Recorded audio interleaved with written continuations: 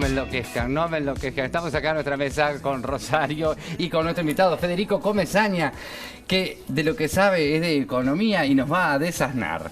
Muchas gracias. Bienvenido, un placer de verte acá también, porque él es columnista en BTV Noticias, es periodista especial en economía, entonces cuando tenemos algún temita con los números, viene Fede, nos salva la vida. Obviamente. Y ayer que arrancamos con En la Mira de nuevo, ¿no? Bueno, y ayer arrancó por eso, que dijo que te quería poner antes, así se podía divagar. Así podemos avanzar un poquito más. Porque si no, al final del programa ya le quedan pocos minutos, pero estuvo bueno. Pero bueno, el tema que nos convoca justamente es las consecuencias económicas que se pueden estar viendo o que se vislumbran para el futuro por esta guerra, porque va a afectar al mundo entero. Tal cual, más allá de la cuestión humanitaria y de todo, hay un impacto económico en todo esto, ¿no? ¿Que ya se nota? Ya se nota y ya venimos bastante baqueteados, ¿no? Venimos de un COVID y ahora entramos en un escenario de guerra. ¿No te gusta la sopa o los platos? Es un escenario en el cual, sí, es un conflicto todavía que está muy localizado y que tiene actores pero muy marcados. De todas maneras, ya tiene un impacto a nivel global. Primero, el crecimiento mundial. El crecimiento mundial se va a ver afectado. Las economías crecen en situación de paz, de tranquilidad, cuando hay posibilidades de dedicar el tiempo, la energía, el esfuerzo a producir y a prosperar. La guerra es un desvío de esa energía, de ese esfuerzo hacia la destrucción, no hacia la creación. Además son muchos flancos que atender. Sube el petróleo, sube el dólar, las bolsas caen. Entonces, cada país debe tener su modo de defensa, o algunos no. Eso es lo primero que se vio, ¿no? Eso es lo primero que vimos y de un día para el otro. Pantallazo. Sobre todo la evolución de los precios. Rusia es el tercer productor mundial de petróleo y entonces los precios se dispararon. Ya venían subiendo por varios motivos, uno de ellos era la propia inestabilidad de la zona, pero afecta a toda la región este conflicto y hace que los precios suban. Fíjate que en lo que va del año el petróleo acumula una suba de un 45%, 47 ayer, hoy bajó un poquito, pero aún así ya está en $110 en este momento el barril de petróleo, es el doble de lo que estaba hace poco más de un año, con lo cual eso afecta a Uruguay. Ya lo vimos con una suba de los combustibles de un 2%, que debería haber sido mayor si lo que se quisiera es acompañar el aumento de costos. No lo fue y ahí se puede especular con que hayan también ciertos motivos electorales que hacen que la proximidad del referéndum haga que el gobierno, y más aún en un tema que está dentro de la LUC y por lo tanto puede ser más sensible y el gobierno va a cargar también las baterías en evitar que una cosa se traslade a la otra. Pero ya el aumento lo vamos a ver después del referéndum. Va a ser muy difícil sostener y además tener en cuenta que este aumento se da antes de que se dieran las dos subas más grandes que tuvo el petróleo en los últimos tiempos. 4% el lunes, 10% el martes. Entonces, ese incremento va a venir recién en los cálculos de fines de marzo y por lo tanto seguramente algo de eso se siga trasladando. Eso por un lado. Pero por otro hay otra contrapartida que es positiva para Uruguay. Porque no solo de petróleo vive Rusia, sino también es un gran productor de granos. Bueno, Ucrania también. Entonces, todo eso afectó el precio de productos que Uruguay exporta, como por ejemplo la soja. Exacto. Entonces, eso de alguna manera a nosotros nos va a permitir compensar ciertamente. Claro que en todo esto hay ganadores y perdedores. Los costos y las ganancias de todo esto no se reparten iguales entre todos. Pero yo recordaba por cuentos de personas mayores que yo, evidentemente, que en una de las guerras a nosotros nos iba a dar, que estaba el corned de beef, que estaba todo lo que nosotros exportábamos para la guerra, que a nosotros nos vino bárbaro.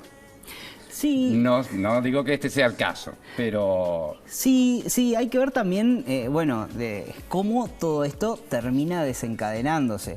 Hay un escenario que es el escenario más peligroso, digamos, que el conflicto escale, que el mundo se polarice, porque al principio se especulaba con, bueno, ¿qué va a hacer China a todo esto? Exacto. China es el principal socio comercial de Uruguay, le exportamos el año pasado 27% a China, con lo cual ahí hay un tema a atender, porque si el mundo se polariza, por un lado China, Rusia, Irán, por otro lado Estados Unidos, Europa, el resto de Occidente, ahí Uruguay tiene decisiones muy difíciles para tomar. Sin embargo, bueno, no es el escenario más probable. China se juega por el camino de ser el pacificador en todo conciliador esto. Totalmente, como se ha expedido en las últimas horas el gobierno de China, que dijo, bueno, siéntense a negociar. No lo esperábamos, Fede, pero bueno, afortunadamente pasó pensando en todo esto que nos puede afectar a nosotros también. Y porque también a China le sirve la paz. China tiene que sostener altos niveles de crecimiento para cumplir con sus objetivos y para mantener a la gente tranquila y conforme con un régimen que sacrifica libertades personales y alguna medida de derechos humanos por la prosperidad económica, que lo ha logrado en las últimas décadas. Entonces, China necesita la paz y por lo tanto está tomando ese rol también, que lo posiciona como una potencia mundial. De todas maneras, aun cuando descartamos el peor escenario, el escenario que queda tampoco es muy lindo, que tampoco digamos. Es muy auspicioso, porque para nosotros. El mundo perdió la ingenuidad. Y ahora cada país, en particular los países grandes, están pensando más con ojos de geopolítica que con ojos de comercio y de apertura. Entonces eso va a dificultar lo que Uruguay tiene que hacer, que es abrirse al resto del mundo, conseguir nuevos mercados, y por ahí esa búsqueda de la autosuficiencia que puede haber en algunos mercados puede complicarle, según algunos expertos, la salida del mundo a Uruguay. Fede, te quería preguntar, lo estás mandando en titulares, pero en este escenario, Uruguay, ¿qué riesgo puede tener y qué oportunidad puede tomar de todo esto? Hay un riesgo muy claro que tiene que ver con los mercados financieros. A ver, hasta ahora no ha habido grandes desequilibrios a nivel financiero. Sí, el riesgo país de Uruguay aumentó, pero no mucho. Las bolsas cayeron, pero no mucho. El peso uruguayo, de hecho, se apreció en los últimos días. Entonces, el gran riesgo que puede llegar a haber es que el mundo mire esto, sube el petróleo, suben los alimentos, la inflación, que ya es un problema en el mundo desarrollado. Uruguay está acostumbrado a vivir con inflación de 7-8%, pero Estados Unidos, Europa, no. En Estados Unidos está en la mayor inflación de los últimos 40 años. Entonces, todo esto genera más presiones al aumento del costo de vida en el mundo entero y más presiones para que los países hagan algo al respecto. Y lo que hacen es traerse toda esa plata que volcaron para expandir la economía locales y la economía mundial, traerla de nuevo y liberar un poco al mundo de esos dólares que sobran y que hacen que los precios suban.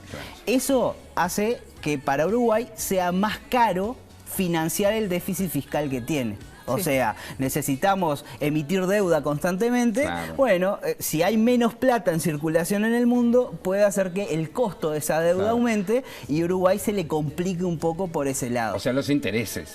Ahí va, aumentan los intereses. El mercado es más exigente y te pide más intereses para prestarte plata. Y eso a países como Uruguay nos complica un poco la vida. Eso es uno de los riesgos más tangibles que los analistas entienden hay hoy encima del escenario. Tenemos que cerrar, pero una chiquitita, porque hablamos de que China es nuestro principal comprador, obvio. Pero, ¿y Ucrania y Rusia? ¿En qué nosotros le exportábamos o comprábamos mucho a ellos? Hubo una época en que sí. Hubo una época en que Rusia llegó a tener, creo, algo así como un 5% de las exportaciones uruguayas, principalmente de carne. Pero después, hoy el año pasado fue un 1%. Es poco lo que directamente, son unas 150 y algo empresas, por ahí salió en algún diario, ahora no me acuerdo bien, pero sí es cierto que no son destinos que directamente. Lo que nos importa directamente es China, Estados Unidos, sobre todo Europa, que ahí sí puede haber intereses más directos. Nuestro mercado está ahí. Exactamente. Muchísimas gracias por acompañarnos. Por favor, te vamos a estar llamando, me parece, muchas veces porque queremos seguir todo esto. Es de la casa. Claro, como siguiendo. Siempre y cuando pueda. A las órdenes. Un placer. Será un gusto recibirte. Ro. Y nosotros vamos con un consejito muy especial, porque vos te mereces sonreír todos los días. Sonreír nos hace más felices, aumenta nuestra autoestima, y si estás incómodo cómodo con tu prótesis y soñás con cambiarla por implantes, prótesis sobre implantes o prótesis fija, Sorrifácil te lo hace posible con una evaluación completa en un solo lugar. La mayor tecnología y pago en cuotas sin intereses. Agenda tu consulta al WhatsApp 092-385-518 que el equipo de Sorrifácil te espera. Sorrifácil, sonreír es una conquista. Divina ella. Y yo sabés que te voy a decir que nos vamos a ir a la pausa, pero bueno, con otro videíto porque queremos saber de Jesús todo minuto a minuto lo que le va pasando. Así que nos vamos con este videíto a la pausa. ¿Qué es lo que estamos haciendo, Gaby? Bueno, ahora estamos en la etapa de la colocación, ya está el equipo de colocación. Janina, Jimena y Vanessa, dos dedicadas a la parte anterior y Vanessa en la coronilla. Ahora tenemos unas 3 horitas de colocación. ¿Cuántos van a implantar? ¿Cuántos pelos van a implantar? Folículos. Unidades foliculares son 3.400, que corresponde en tu caso a 8.800 pelos. ¡Tremendo! Scared I would take my broken